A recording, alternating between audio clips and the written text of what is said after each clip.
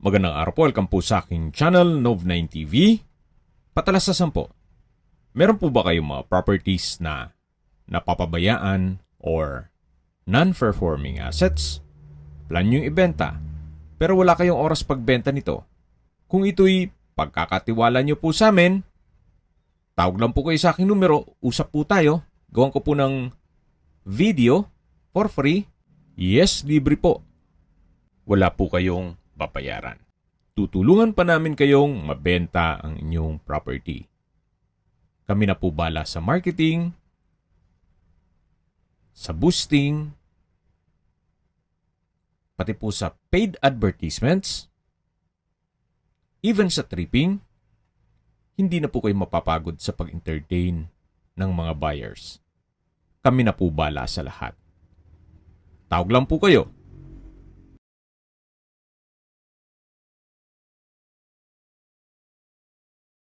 Nandito po tayo ngayon sa Morong Bataan kung saan meron po tayong bagong video presentation, isang income generating na property.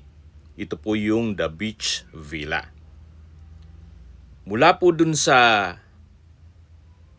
unit na binebenta, meron po ditong common swimming pool. At mula naman dito sa swimming pool, ilang steps lang ay nasa dagat na kayo o shoreline.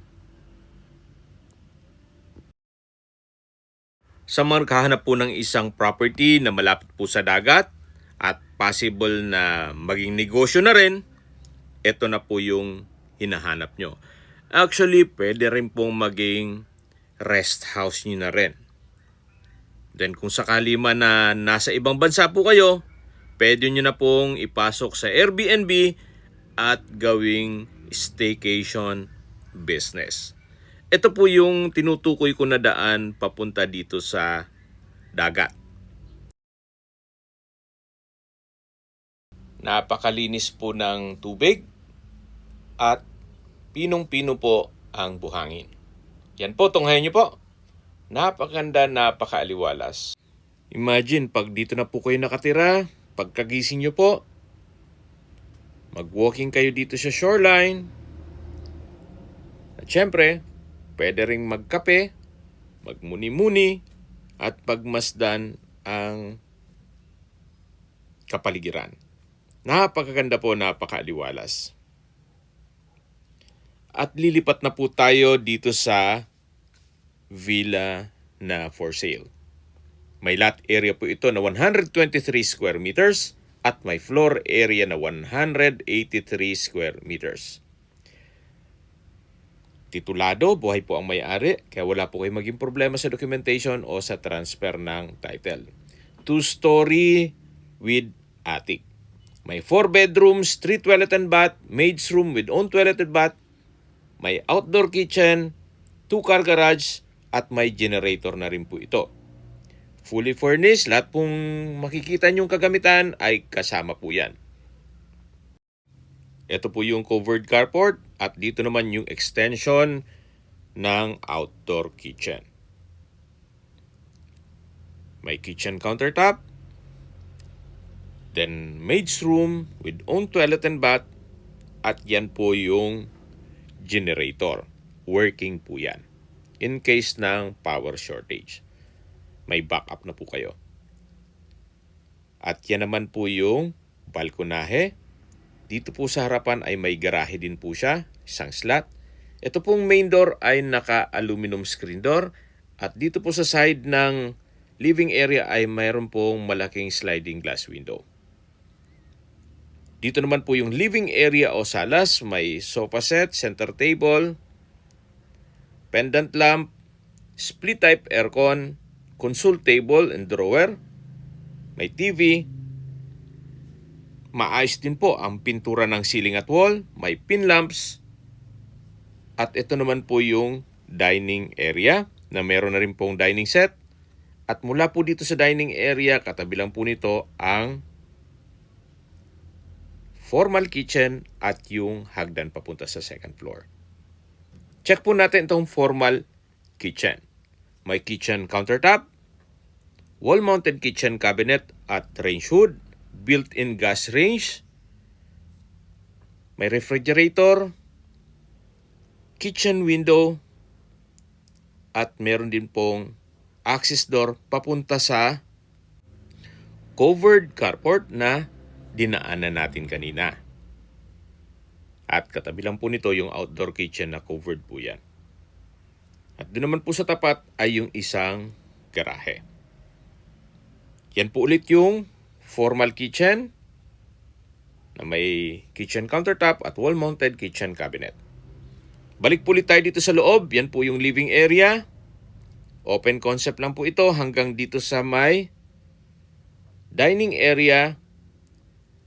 At mula naman po dito sa dining, check natin itong understairs na toilet and bath o common toilet and bath po ito. Maayos naman po ang toilet fixtures, itong hand wash basin, vanity mirror, water closet with bidet. Meron na rin pong hot shower set, tile bathroom wall. Wala po kayong ipapagawa dyan. Meron din pong fire extinguisher at ito po yung unang kwarto. May bed frame with mattress, split type aircon, wall-mounted fan, may wardrobe, at may sliding glass window. Yan po yung unang kwarto. Ito naman po yung hagdan. Ito po yung naka-wooden staircase, wooden handrail at railing. Ito naman pong staircase wall ay maayos naman ang pintura. At samahan niyo po ako, akyat po tayo. Nandito na po tayo sa second floor. Ito po yung mga kwarto. Check natin itong second bedroom na meron pong 2 double deck at isang extra single bed. May wardrobe, may bedside table. Sa dulo naman yung sliding glass window with curtain. At meron din po itong sariling toilet and bath. Maayos din ang toilet fixtures gaya nitong hand wash basin, water closet, hot shower set, at bathroom window. May shower curtain na rin po. Ito naman po yung access sa balkonahe. Mula naman po dito, matatanaw nyo ang ibang villa at ibang hotel and resort dito sa area. Ito naman po yung papunta sa attic. Akyat po tayo. Dito naman po ay kakasya pa ang 4 na guest. Pasok po tayo. Meron pong 4 na single bed, then wall-mounted fan, window type aircon at glass window. 4 pa po yan. Maayos din po ang pintura ng ceiling at wall. Yan po yung attic na meron pong 4 na single bed. Bababa po tayo at yan po ulit yung balkonahe. Yan po yung access door mula dun sa kabilang kwarto. Pero dun po tayo sa main door dadaan. Balik po ulit tayo dito sa second bedroom. May sariling banyo. At nakaset up na po yan para sa mga maraming guest. Kaya may double deck at may single bed. Paglabas nyo po dito sa pangalawang kwarto, yan po yung hagdan. At ito naman po yung pangatlong kwarto. Meron din pong 2 double deck at 2 single bed.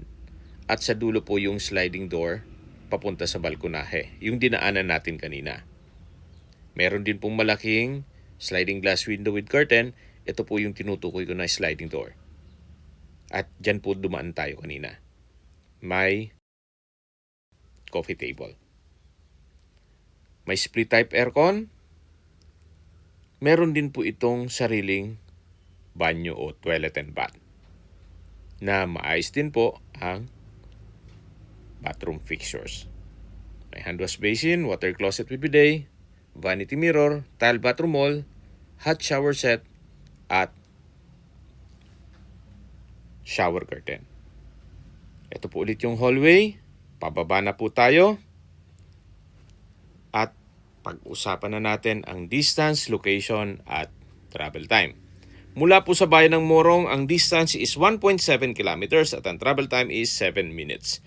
Kumpleto na po doon, gaya ng public market, groceries, convenience store, remittance center, at iba pang business establishments. Meron din pong rural health ng Morong.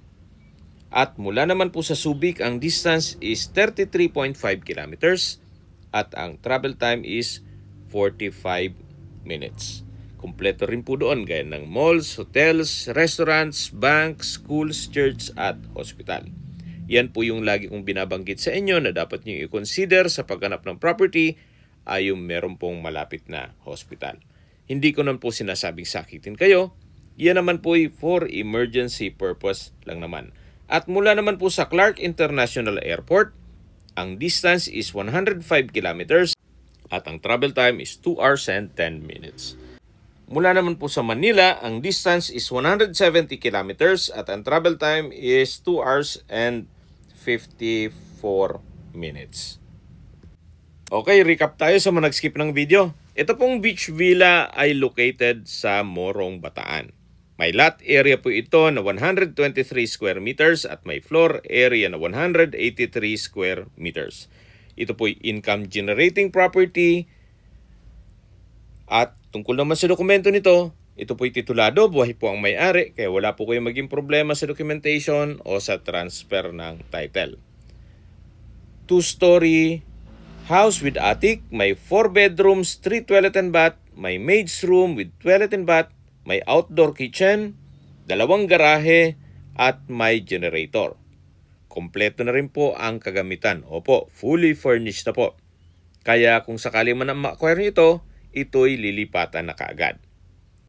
At mula po dun sa villa, walking distance lang papunta sa dagat. Ganun po kaganda itong property na to. At tungkol naman sa income, siguro po i-discuss na lang sa inyo yan upon tripping. Okay, sa presyo na po tayo. Binebenta po ito ni owner sa halagang 12 million pesos. Fair deal na rin po. Imagine, meron ka ng house and lot na napakalapit lang sa dagat. Fully furnished po na po ito at wala na po kayong ipapagawa dito. Kung sakali man po na pasok niyo sa Airbnb, income generating pa po. You might consider this property, especially napaganda ng lokasyon nito. Kung may mga katanungan po kayo, tawag lang po kayo sa aking numero. At sa mga kababayan naman natin nasa ibang bansa, meron po akong WhatsApp, Viber, Telegram, at Signal. Same number lang po, 0917-316-3399. Sa mga nagtatanong naman po ng aming Facebook, meron po aming Facebook page na Nov9TV at Facebook Real Video. Meron din pong TikTok at Instagram. May ibang YouTube channel po kami, the Nov9TV channel, Nov9TV Listings, Nov9TV On The Spot, Nov9TV Updates, at Nov9TV House Rental. Sana po naibigyan nyo ang video presentation. Paki-like and subscribe na lang po sa aking channel para ma-update din po kayo sa aking future listings. Kung sakali po hanap nyo yung mas malaking sukat ng lupa, meron din po kami ibang listings na pwede nyong pagpilian. Huwag po kayong mag-atubiling tumawag sa amin. Then, let us know your budget para malaman namin kung anong property pwede naming ilog sa inyo. Sa lahat pong viewers, subscriber at nagtiwala po sa amin, salamat po sa suporta. Ingat po kayo lagi at yung pamilya. Maraming salamat po.